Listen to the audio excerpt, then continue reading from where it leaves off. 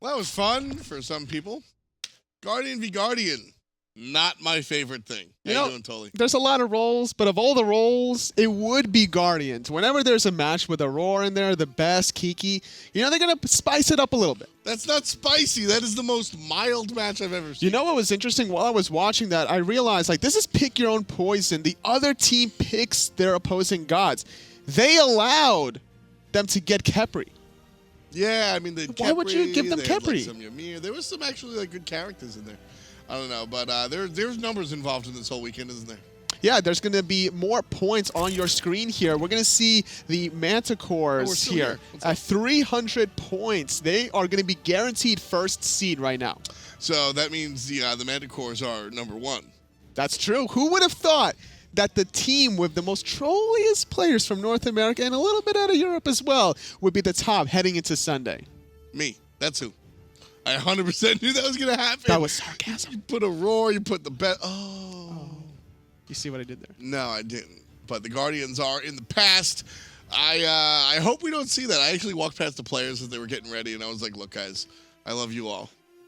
But if you pick all Guardians, I'm going to throw you off of the roof. Of all the roles to play, there's assassins, there's mages, there's hunters. Warriors?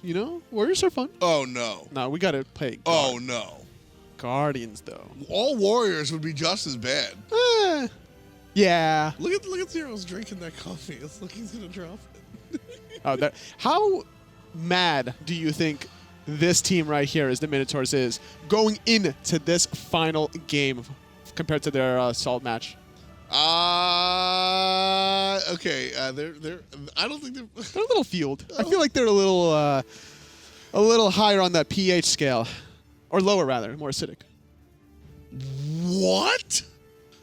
Acidic versus base, sure, but I mean, they're more salty. Yeah, but is salt acidic, Tully? I mean, I don't know. I think salt is just salty. I think it's its own thing. But I mean, is salt actually? That's some question for the chemistry majors out there. I'm actually not sure if salt is acidic or basic, so we'll have to figure that one out in a moment. JeffHindla, though, anything but very advanced here.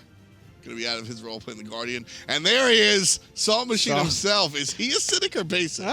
Probably a little bit acidic the way he's been playing this whole event thus far. He's been very aggressive, especially in that last Uller play. Just diving in, 1v5. That's his go-to, of course. That's Benji, throwback name, Salt Machine. Next to his jungler, adapting. And then, of course, you've got Mr. Zyrhoes himself. Yeah, this team ready to bring the rumble here. I wonder where they're going to go. Pandacat and iRaffer rounding up that team.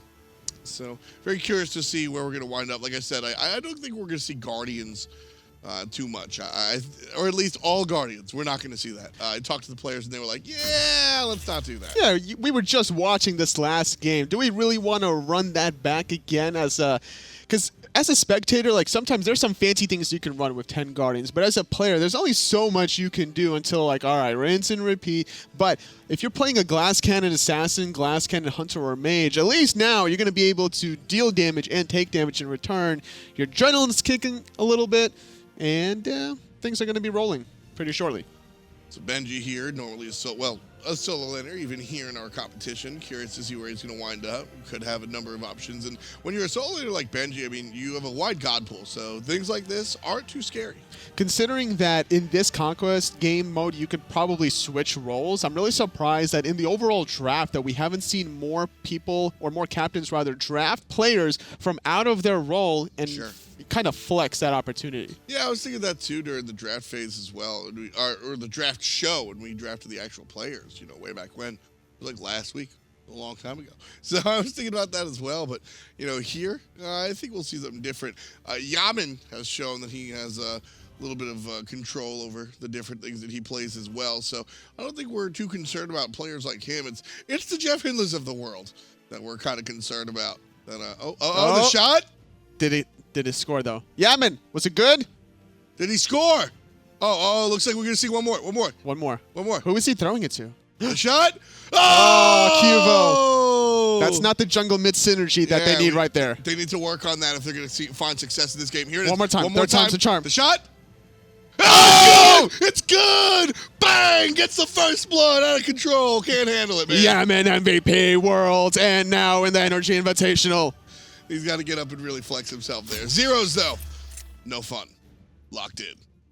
He's got a new look to him, you know, the swept hair on the side. You know, he doesn't have that peeled back hair anymore. Yeah, he's growing out a little bit. Still, same old aggressive mid laner here. Speaking of aggression, this whole team out of Minotaurs just screams aggression. Yeah, I mean, that's what I liked about them. iRaffer, the only two North American players that he brings with him are Benji and Pandacat, who are known to be just, you know, going crazy. Like Artemis. Yeah. It's just everything that they're known for is just hyper aggression. So we'll see how it works out here. On the flip side, though, Variety has been known to be making a lot of plays, and it's going to be very exciting to see this matchup now between Benji and Variety. A matchup that we haven't really seen, I don't think, ever. Yeah, I mean, Benji and Variety, this one should be a tough one. I think these two players at the top of their respective positions, we'll see how they go head-to-head. Right here is the captain, though, iRaffer. Once upon a time a jungler, now definitely a support player.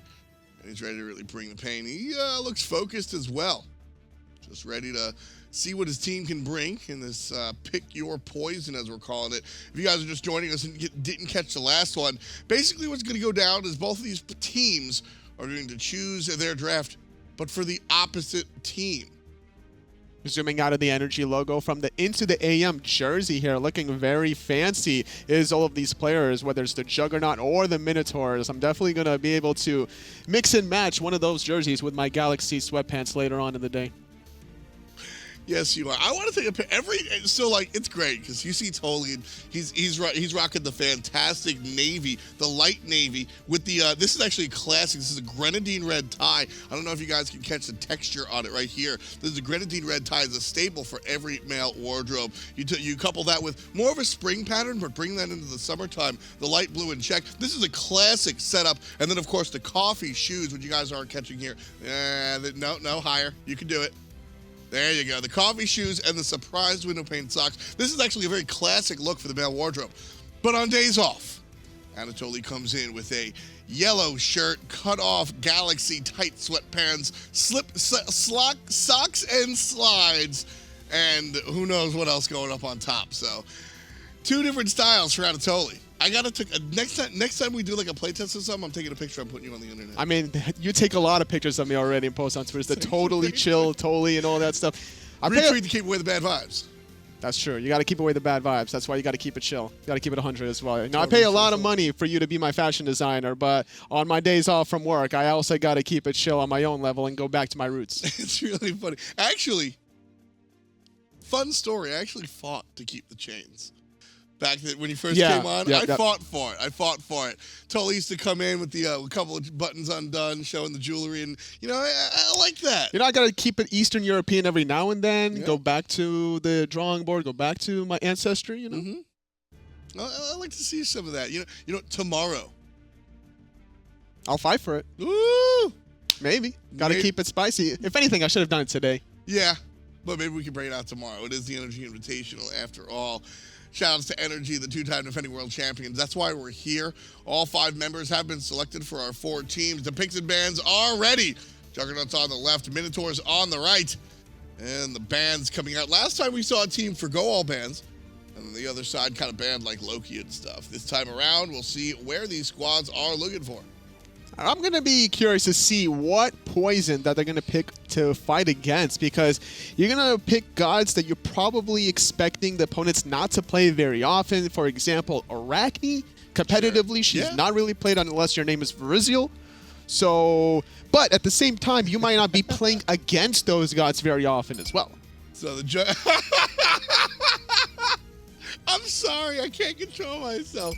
If you guys don't remember, it was Hell versus Uller in that assault match. And I don't think the players that had to fight against the stand-switching healer were none too happy about dealing with that one.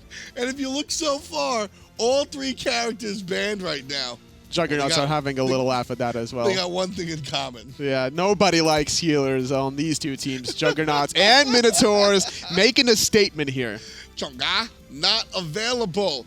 Neither will Hell or Afro or Ra. The Who first else? pick, Juggernauts on the clock, Izanami. Izanami. Ooh, very difficult god to really play competitively because of how the escape works. It takes a little bit of a charge up to use that third ability. Even though you go stealth mode and can go through player deployables and walls, it's not a very common god to be played in Season 4. It's still fun watching these players because when you look at guys like Zyrhoes and guys like Pandacat, these dudes kind of pride themselves on playing the oddball stuff. I'm predicting it now. It's going to be Hunters versus Hunters all across the board. Yo, I'm down. I'm absolutely down. Now, I do like the fact that Xbalanque was first picked because when you look across the way, so Minotaurs, wait, totally. Yes. How does this work? Are Juggernauts picking for Four Minotaurs, yes. So the team so Juggernauts, Izanami will be played by the Minotaurs or the Juggernauts? I'm assuming that Minotaurs have picked 4 Juggernauts here I'm so on perplexed. Izanami. Chronos. I'm so perplexed right now. 'Cause Interesting. The point I was going to say is that BaRRaCCuDDa's least favorite hunter Chronos. is Xbalanque. And so if Minotaurs are picking for the other side, you know what I'm saying? I really don't know Yeah, what's going because, well, actually, because BaRRaCCuDDa really likes X-Ball. on. No, So- BaRRaCCuDDa hates X-Ball. I thought he liked it. No, he despises Xbalanque. Really? Yeah. Oh. Hey, Barra, do you like Xbalanque or no? Thumbs up, thumbs down. He can't hear us. I guess. He's too focused. He's focused on picking that Jing Wei. He's like, eh. He just shrugged. He's like, I don't care. But Jing Wei will be selection. You were right. All hunters so far, Tolford. It's going to be a lot of glass cannon action here. We'll see if it's going to be some physical defense or some lifesteal in their builds as the game will start. But already, I like the dynamic opportunity between these two teams as opposed to 5 Guardians against 5 Guardians. Pass ban coming out from the Minotaurs. Juggernauts now on the clock with another pass ban. I mean, they still had to ban Sylvanas was left open. Hades was still left open. Hades is like accidental heal. No, it's intentional heal. You can find some intentional healing in there. Okay, accidental was the wrong word. Incidental heal, though, right? Like you heal by doing other things because Sure. you're exploding minions. What's up? Is Neith cheating? Well, that's self-healing. That's not really... See, Is Chiron cheating? would be cheating. Is Chiron cheating? A little bit. Artemis. A lot of non-mobility gods here for Juggernauts. Even though Neith has a backflip, you could predict the trajectory of where she will land. And Cernunnos' dash isn't necessarily the most distance cover, so very easy to really lock that down. And another god that can't really escape from danger. He's got healing. He does have the HP 5 from his hives. You are correct. That is some self-sustain. And the last selection from Minotaurs. What hunter is left? Totally don't look. Guess. Which one? Okay. I'm not going to look. My back is turned. Who is open? There's Hui, Cupid, Chiron. Can't be Cupid because you got to heal. Okay, that is true. Cupid does have a heal. You can't really go for that route. Something has been locked in. I'm going to guess Hui. Nope, they cheated. It's Chiron. Wow, look at BaRRaCCuDDa. The last selection with the sustain. Chiron will be here. Xbalanque, Apollo, Jing Wei, Medusa, and Chiron versus Izanami, Cernunnos, Neith, Artemis, and a Muzen Cobb. Who do you think comes out on top? I think the late game, Juggernauts might have a late game just because it's Artemis and a Muzen Cobb, but I think the mid-game teamfight potential should favor out Minotaurs simply because of that Petrify. I mean, you got the Petrify. You also have the Apollo ability to go ahead and split push fantastically. Jing Wei to join the team fight at any point in time, and Xbalanque to turn out the lights. However, Artemis from the Juggernauts could create a lot of chaos and havoc with that ping-ponging Tusky all across the board. For me, you've got just raw power on the side of the Juggernauts. The Muzen Cobb is going to go ahead and just win every 1v1. Artemis is going to crit everybody to death. Cernunnos is going to do Cernunnos. And then Minotaurs have this more like eclectic team fight synergy type deal. So will it be the hammer or will it be the more intense playmakers on the side of Minotaurs? Pick your poison. At least not Guardians, folks. Let's get right into it. And we'll see which team comes out on top as the hunters. You gotta be very happy if you're BaRRaCCuDDa and Pandacat just to be able, because you literally live day in and day out practicing hunters anyway, so no matter where they rotate, they don't have to worry about a warrior, a guardian, an assassin. They're just gonna have another hunter versus hunter matchup. I'm actually really surprised to see Variety wind up the Neith wind up in the hands of Variety instead of the hands of Yammyn. Yammyn's like a Neith guy, and it's going to be Variety playing the solo Neith. Well, either way, it's still going to work out well in terms of just throwing out the global. You're going to be able to make an impact on the dual lane, whether you're mid or the solo lane. And Neith has a very safe time clearing in that solo lane against another hunter anyway. I didn't really see who Benji was playing. But you know who doesn't have a safe time in the mid lane? A Muzen Cobb. That's true. That's what I'm saying. Shove him in the solo. That is true. However, his damage potential is there. As long as he has somebody else in front of him to be able to absorb that damage, and QvoFred has some self-sustain with shifting of the seasons. You keep yourself in spring season, you're going to get that extra lifesteal, and that could be a tactic that Juggernauts can use here. Have QvoFred tank, have Yammyn deal damage, and move forward. Juggernauts did a really good job here. If you want to, let's take the X's and O's quite seriously for a quick moment. Juggernauts did a really good job at making sure that Minotaurs didn't have a go-to option for the jungle. QvoFred on this Cernunnos. Cernunnos can jungle no problem. His second ability allows him a decent amount of wave clear, plus getting up close and personal with your basic attacks gives you augmented damage on top of the Bumbus Mask. Looking at the Minotaurs, adapting opted for the Apollo, but it's not like an honor. That's probably why we didn't see Anher, exactly. Uller, or Hui, because those three gods are very good at jungling, so should be a slight advantage for QvoFred to be able to out-clear adapting in that jungle role, but once the items get a little bit more online here, adapting will be able to start melting these objectives because of that Audacity passive. Minotaurs heading into the right side of the jungle. Both players looking for the neutral camps. Benji versus Variety. Basic versus basic. Shell. There's the shell, and the active saves the game. Variety starts this one off hot with a Neith basic first blood for the Juggernauts. You know, it's a little risky sometimes to avoid going teleport, but in a Hunter versus Hunter matchup, you might as well be a little bit selfish. You go for either a Bracer of Undoing for a little bit of health return and cooldown reductions once you upgrade it, or you go for the Shell for not only being selfish in laning phase, but to help out in team fights once they start kicking off.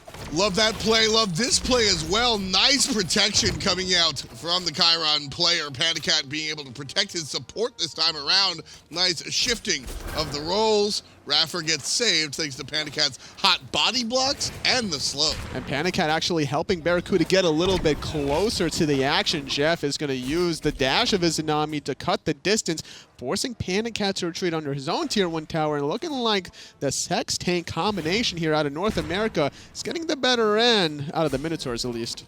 JeffHindla, man. Izanami goes to the hand of JeffHindla.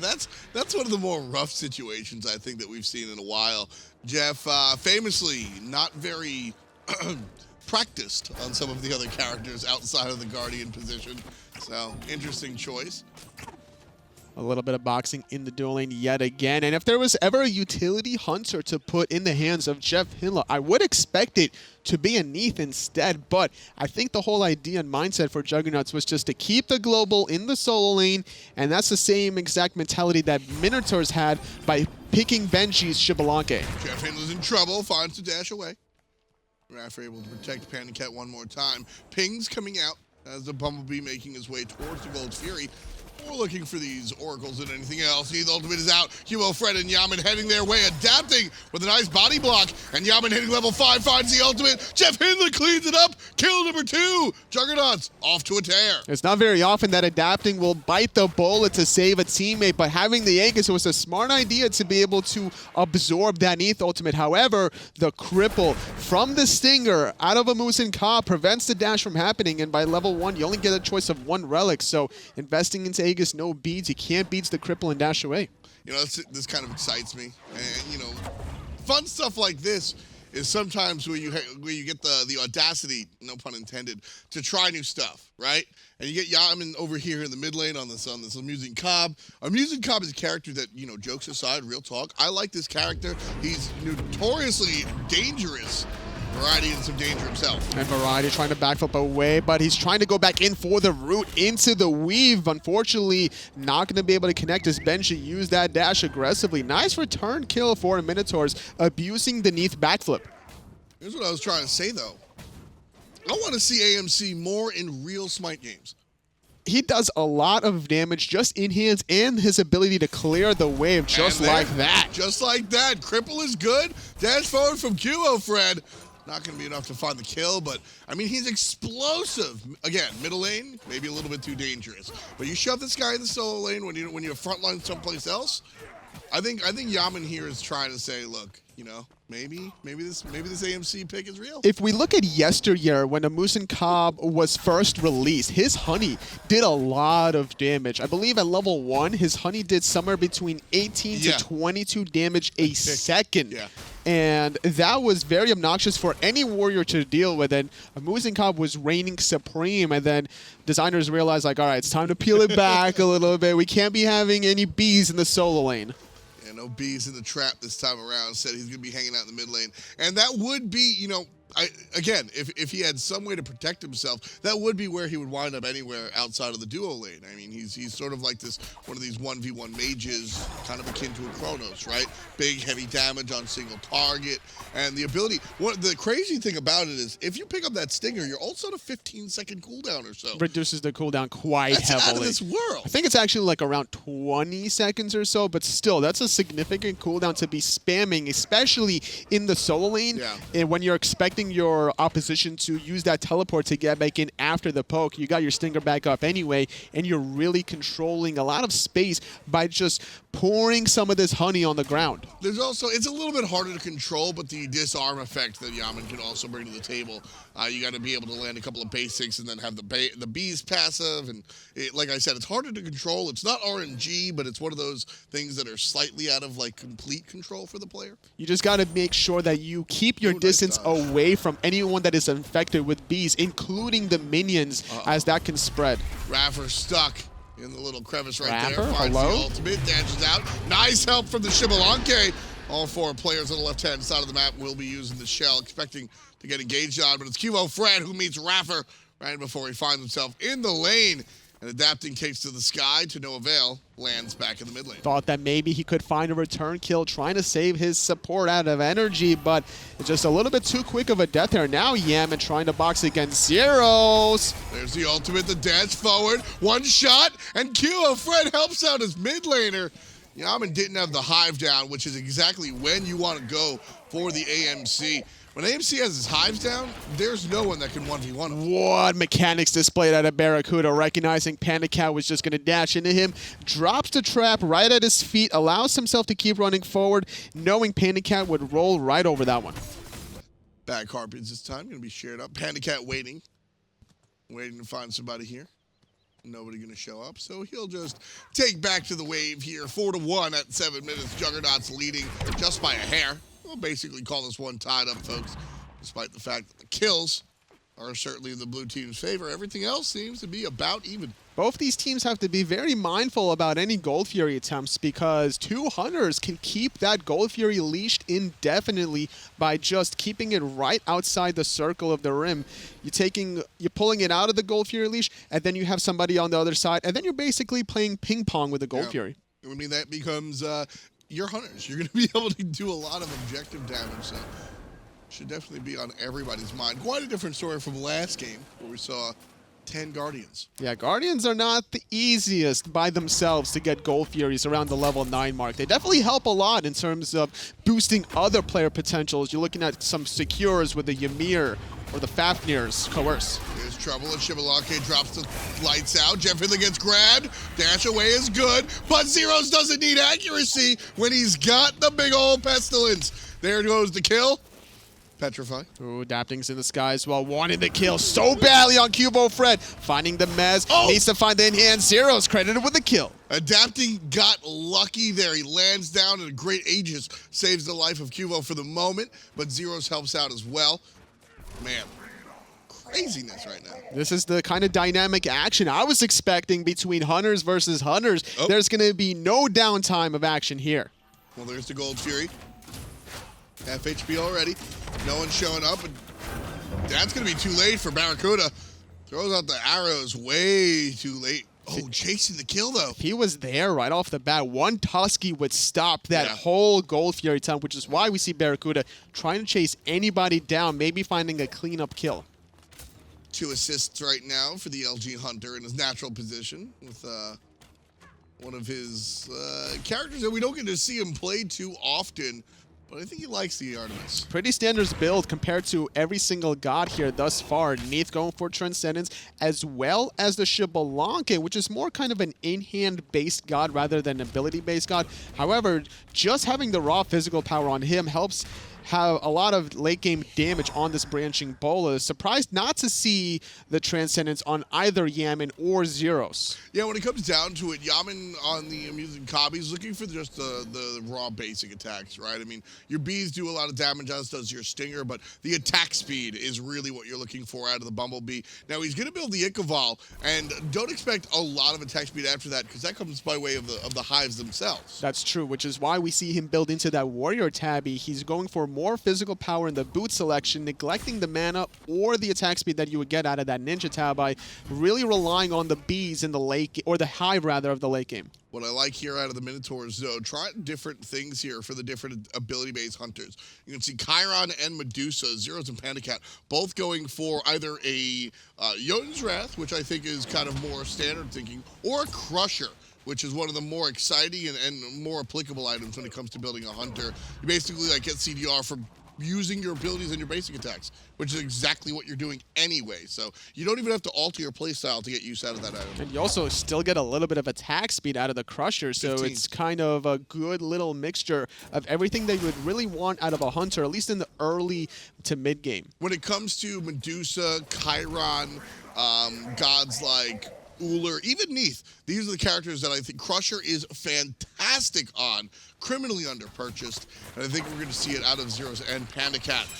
Cold Fury went to Minotaurs last time. Juggernauts trying to start a portal demon, but won't have the opportunity. Adapting on the backline, lands right on down. He's baiting himself a lot, forced to use the Aegis, but now it's QvoFred in a little bit of trouble. Petrify going to slow out the Cernunnos, but with that speed buff, will get out of danger. Slows on slows as the follow-up comes through from Pandacat. BaRRaCCuDDa going to flow in through the left-hand flank and just clear out the wave. Zyrhoes mind on the target. The aggressive nature out of Minotaurs. They use 4 ultimates in that encounter, whereas Juggernauts only use 2. And that could give them a little bit of a leeway here to start being aggressive and look for some kill opportunities. We're looking at Jeff with that ultimate that not only does a big burst of damage, but silences you if that hits.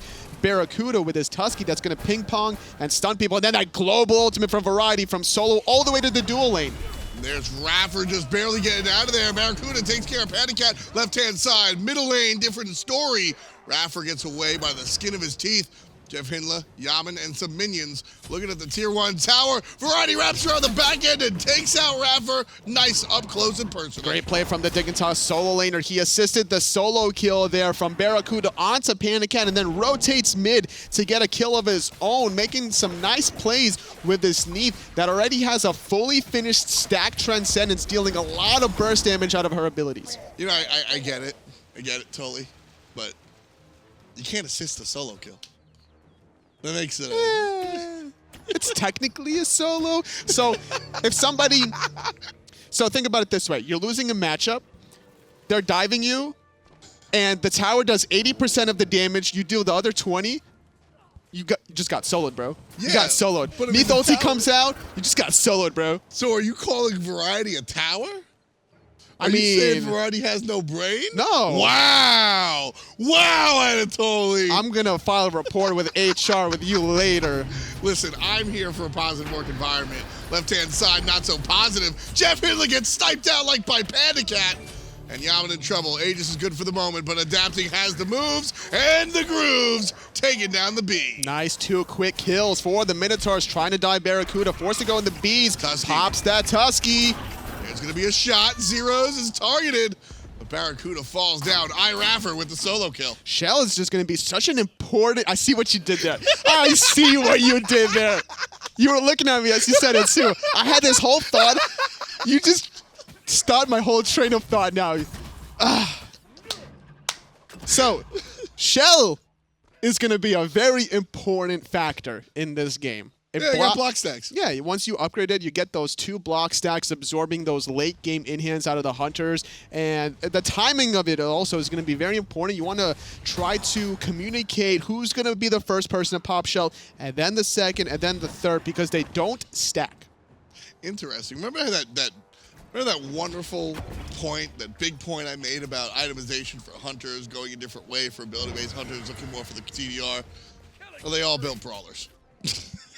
It's still a good, cheap item to get in general. There is some self-sustain options that you're going to be able to mitigate. You know, you're looking at Cernunnos, looking at Neith, you know, the HP 5 even from the hives out of Yammyn. So it's not a bad idea. I'm still expecting some of these hunters to still go into the Crusher. Specifically, it looks like Zyrhoes is going for that option. Then we also have an Aussie coming out of Benji, an item that's not very popular as of recent. iRaffer is just in a world of hurt. Getting hit by everything. Again, finds his way out just barely. And Pandacat turns the tables and takes down Yammyn. Variety's going to get slowed by that Master's Will. And Variety's going to be relatively safe under his own tower. Still playing side by side with QvoFred. BaRRaCCuDDa, though, he's going to get doped by adapting. And there's help from the board. A couple of shots will hit. And there's Variety. Hit up adapting on the long lane. BaRRaCCuDDa's diving. Soloed. Just got soloed. Adapting yet again. BaRRaCCuDDa with a second solo kill of the game. Zyrhoes gonna turn around. Nice stun. Just barely avoiding nonsense out of the 2 players diving his tower. Tier 1 goes down. Juggernauts with the, is that it? No. We lost a Tier 1 tower on the right-hand side as well. So 2 towers down with Minotaur blood. As 5 hunters versus 5 hunters, you leave any lane exposed for a little bit of time, and there goes your towers. And look what Pandacat's doing as well. He even used that charge just to get a little bit of extra damage on that one in-hand onto the tower. We'll be able to get this Tier 1 tower, getting his team that 500 gold, and keeping the game very close and even. Yeah, it's a big play. Yammyn shows up on the left side to deal with it, but there's someone in front. There's someone behind. Knocks him up, and there's going to be Yammyn to the safer spot than he was before.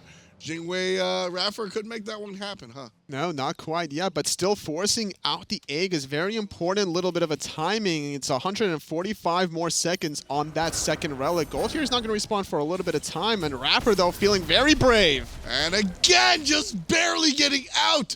iRaffer gets out of there so close. Our teams are going to regroup. You know, I'm curious to see what these guys are thinking. Let's ride along with Juggernauts. Alright, I got all the myself. They're right here. Xbalanque is super poked in lane. Nice, good skill, dude.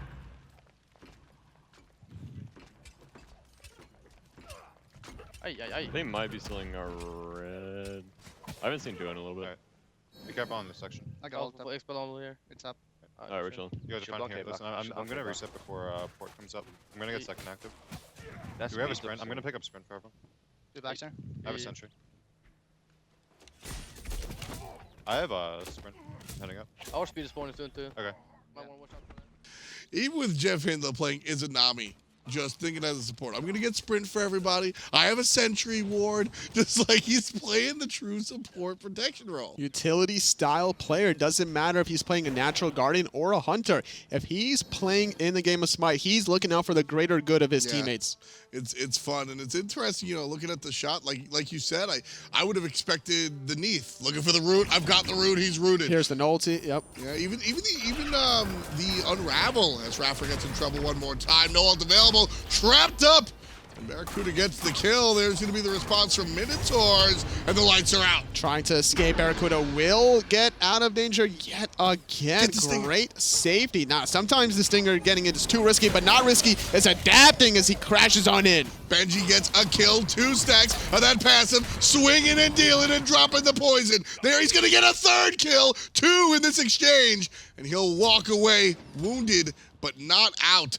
3-1-3 for Benji on the Xbalanque. Great performance so far out of the solo laner. Benji being able to get those 3 stacks means he gets an additional 15 physical power. And with the attack speed that he has now, with this Iqbal, the Aussie, and the Ninja Tabby, these branching bolas in the late game are just going to start chunking Juggernauts. That's really what I noticed in that exchange. Just all of a sudden, he's throwing those basic attacks so quickly. Zyrhoes from around the corner.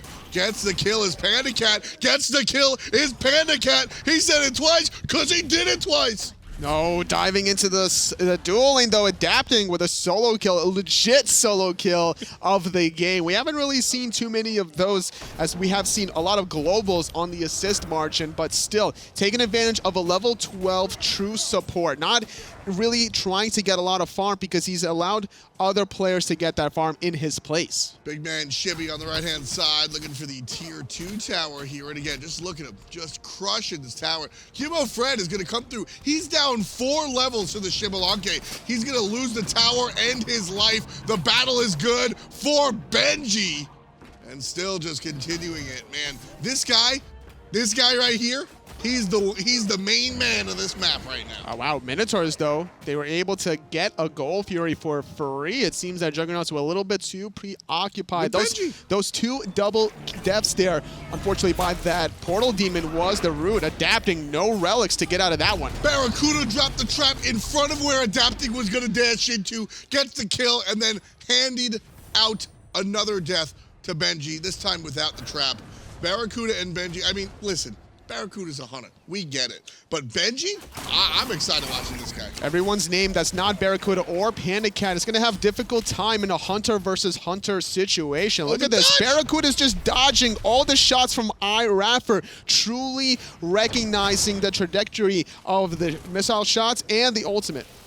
It's the Barra backstep, boys. Raffer in trouble here. Yammyn having to deal with the Chiron shots. BaRRaCCuDDa from behind, barely any HP. Drops the hail of arrows, still in trouble. Dances away. Basing is good. BaRRaCCuDDa fighting with no HP. Kiting left, right, and center. This hunter out of Luminosity just won't stop and still baiting himself out even further with the Aegis, and Pandacat has nowhere to go. Even another crit to add the cherry on the top, and adapting, landing, getting his revenge.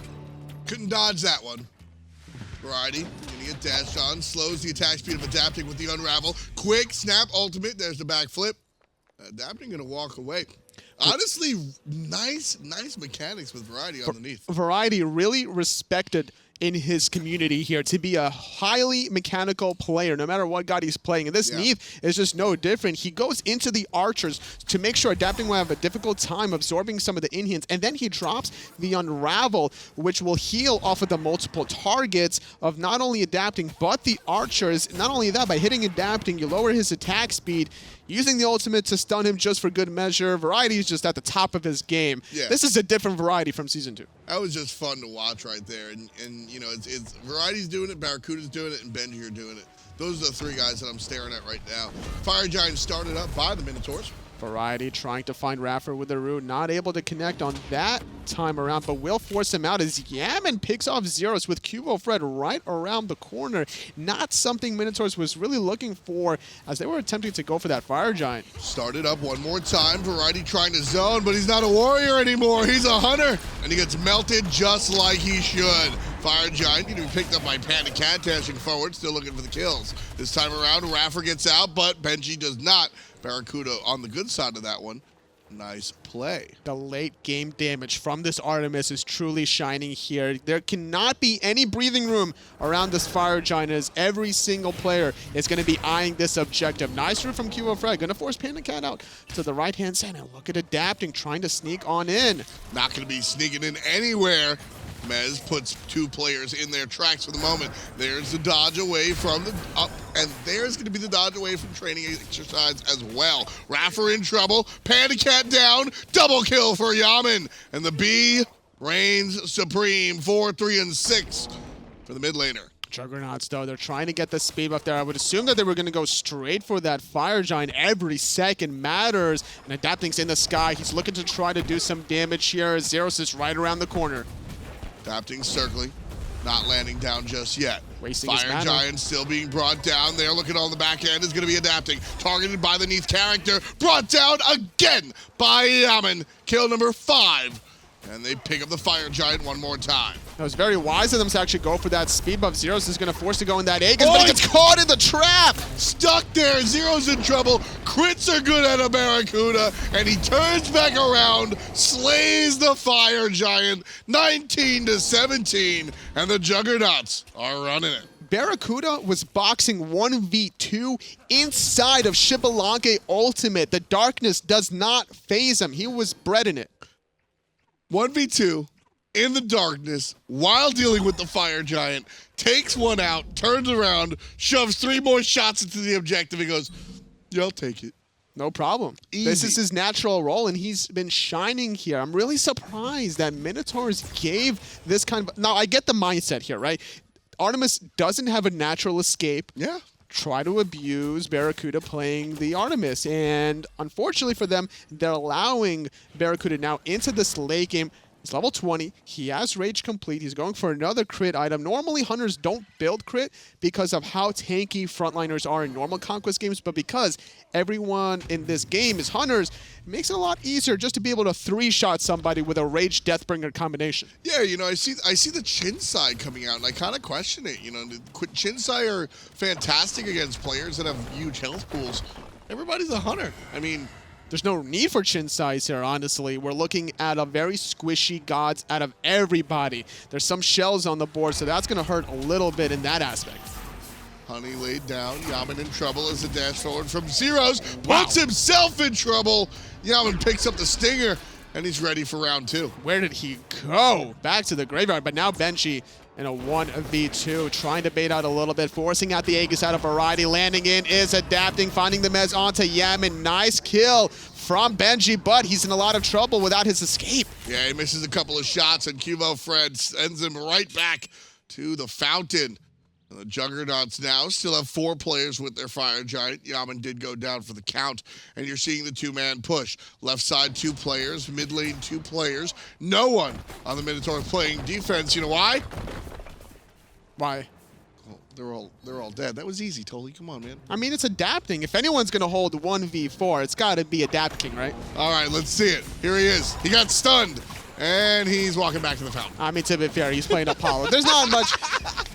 I was trying to give him a little bit of credit, you know? I mean, he gets a lot of credit usually. Adapting, he's our man. If he can't do it, no one can. Zyrhoes can. Or Benji, or iRaffer, or Pandacat, or everybody else, because Smite is really a team game. It takes 5 players to beat 5 other players. Yeah. Too real? Too real. Cameraman doesn't like it either.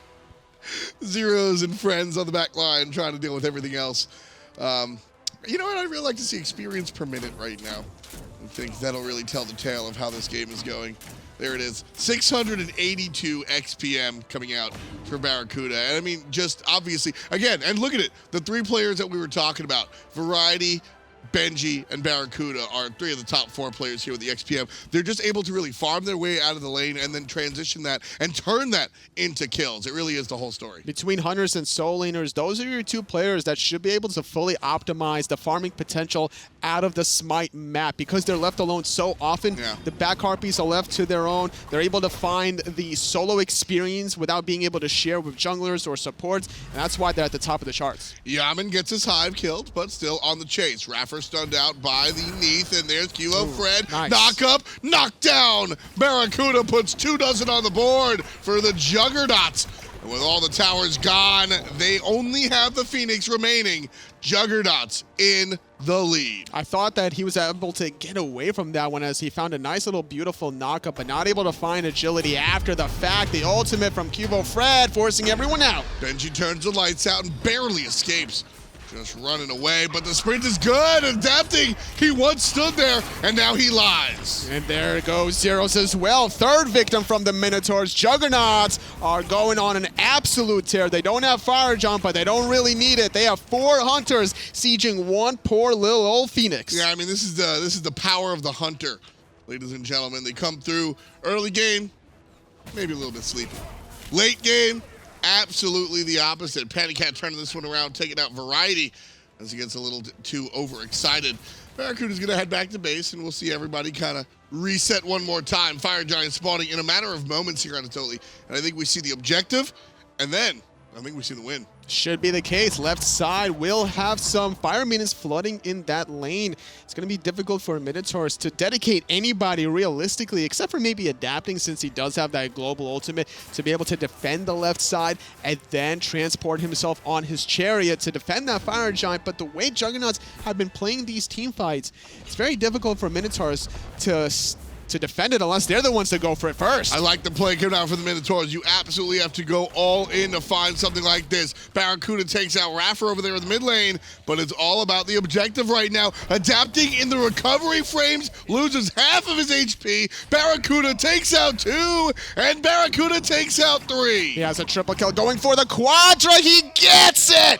4 kills, 1 scenario. BaRRaCCuDDa takes down the team. Zyrhoes is the only one that's remains. BaRRaCCuDDa is screaming, give me the penta, Zyrhoes, come here. Zyrhoes says, no. No, mate. Mate? Yeah, he says mate all the time. No, he's from Sweden. He's not Australian. No, but he hangs out with so many Australians and people from England. I don't think he says mate that often. Does he? Have you seen the Dignitas videos? Yeah, you're right. I have, mate. All right, you know what, Tully? 1-1. 1-1. You got me on that one. I will admit defeat. I mean, what did I get you on? Or what did you get me on earlier? The solo kill? Yeah. Or the one that was too real? Oh, so I'm 2-1 then. I was just curious which one you're counting, because you're the scorekeeper apparently. No. I'm being fed by production. Production says I'm the best. That's Jeremy Daly. Wow, you did that one. You lose 2-2. You Production lose. just gave me a point. No, you lose a point for that one. Variety picks up iRaffer. This could be the beginning of the end, folks. BaRRaCCuDDa gets a kill as well. JeffHindla in trouble. Zyrhoes turns around, gets the kill, gets 2 kills. Pandacat gets 3. Turn it around. Big defense coming out for the guys on the Minotaurs. 3 for 3. The ultimate from Variety makes that a 4 for 3. Now trying to find the last kill onto Benji. If they find this kill, they need to find it if they want to be able to close out the game. They find the root. He's just taking away. The shots are going to be chucking into the swag backflip. Oh, Variety getting the kill in the cleanest way possible. Zero still alive, left side. Defending the Phoenix that has just respawned. This could be game. Variety and Jeff. BaRRaCCuDDa did the carrying through the mid and the early, and let's face it, the late game. The Titan. Can they kill the Titan? The Titan is so low from the fire minions. That's going to be it. Juggernauts He gets are one. going to sweep. Jeff kills the player, No! running away, solo is the End Titan. it! It's all End up it, to Jeff! JeffHindla, and he gets it! The Guardian on the Hunter takes out the Titan, and it's all about the Juggernauts. That is true poetic justice. The Guardian out of Luminosity Gaming really is the MVP of that whole game, getting the last hit on the Titan. Oh man, that's absolutely hilarious to watch. Kudos to Jeff. In his own words, his least effective position is the Hunter role.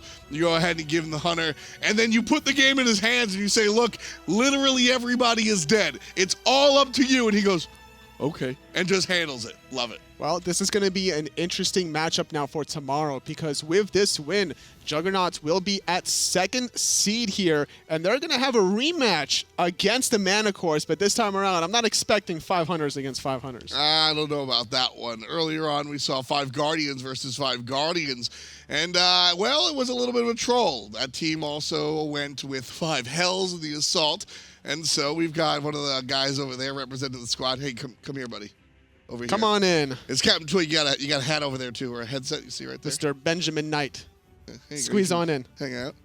So, Captain Twig, welcome to our fancy set. How you doing, buddy? I'm good. I'm feeling great. Yeah. Yep. You all healed up? Yeah. I'm good. You excited about tomorrow? I'm super excited. Yeah. I'm glad we get to play against Titans who have Neith and Prime, because I think it'll be a lot of fun. You know, this is very different. I mean, Hindu and I have been sort of wanting something like this for a long time. Just sort of having fun, but I mean, there is $15,762 on the line, right? So, was this a fun Saturday for you? Yeah, it was super fun. The whole team, Aurora, Kiki, Best, and I'm missing the last one. Come on, you got this. You got this. There's Arrow, Kiki, Best. Who's their ADC? yeah.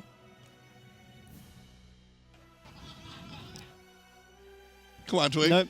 Nope, no No, one Emil. else. No one Emil. else. There you Emil. go. Emil. Emil. No, You they're got all- your last teammate. He's they're from all- Europe. You they're play all against them all the time. Exactly. That's why they left. No, they're all super fun to play with. That was going to be my next question. You guys come to LAN. Emil's right here just giving you the look. But you guys come to LAN and see everybody. But, I mean, this is the time that you actually got to play with some people off of your squad. What's it like playing with Aurora and Kiki and everybody else? It's really interesting. They all have their own unique styles of like communication, what they like to pick, what they like to do in the game, like if they're aggressive or whatever. It's super fun to like kind of get a feel for how they play and how well, like the good stuff that they do. It's really fun. So tell me, how does it feel not to only play with, you know, people that you don't normally play with, but playing against some of your own teammates? Is there any like, I'm gonna beat you, like Yeah, there's some a- rivalry there? There's a lot of competition. I feel like it's just a lot of fun to play against Prime and Nate and see like kind of how they play, because I'm so used to playing with them. I don't really get a good idea of how it is to play against them. That's actually kind of interesting. I mean, this is for fun. Obviously, we're having a good time, but you know, playing against your teammates, you're going to find out their weaknesses, and you might be able to bring that back home for real for the fall split. Yep. Because that's something that you guys are, you know, you're coming out with your new solo laner, who's Zalia. Zalia. There you go. Oh, right, you already announced it. Damn, I thought I was going to get you to spill something. But so Zalia's your new solo laner, and like, you know, hitting the fall split hard. That's going to be interesting. What's it like to have this? Because a lot of the players vacation in between the splits. This is the first time anybody's really playing Smite before the fall split. What's that kind of like as a warm up? It's just, I don't know, super exciting, I guess. Yeah. I love to, you know, practice, so Fun Yeah. way to just ease on in there. yeah. Talking So- about practice. You know what? I was going to ask if you had any more questions, Tolly. We're but just talking about practice. No, you don't have this any more is questions. practice for Twig. He has no problems in this game. Will you help me beat up Tolly after the broadcast? Yep. All right, that's going to be it for Captain Twig. We're going to take a look at the standings and how all these teams are doing. Tolly, why don't you talk about the numbers? Well, so far, Minotaurs, who would have thought they would be on the top? 300 points, no problem. After winning that game, Juggernauts at 260. They're going to be facing off against the Minotaurs. Going to see a little bit of a rematch there for tomorrow's Conquest games. And at the bottom is Titans. But they probably had the most favorable matchup going into the real Conquest game that they might have wanted against Aurora's team. Yeah, so as you said, here's going to be the bracket for tomorrow. Juggernauts, Minotaurs, Manticores versus Titans. Manticores, Minotaurs. Sounds really familiar. Sounds really, really similar. Now, here's the thing. HRX, well, if you get in early, you're able to go ahead and get a nice deal on your tickets. Guess what? You can still get in early. We've extended it till September 9th. Totally with the numbers, as always. And you save 25% off if you go to hi-rez.expo.com. totally with the numbers. Now, IntoTheAM.com are the guys that are providing all of the fancy jerseys that you see across the way. Titans, Minotaurs, Juggernauts, and Manticores. Thank you very much. IntoTheAM.com. Use that website to find yourself at the store to go ahead and buy those jerseys. And on top of that, we also have some energy skins that they're giving away here on their Twitter. As long as you follow and retweet at EnergyGG, you have a chance to win one of those cool Energy Chrono skins. That at always gets me. Energy, G. I just want to keep hitting G.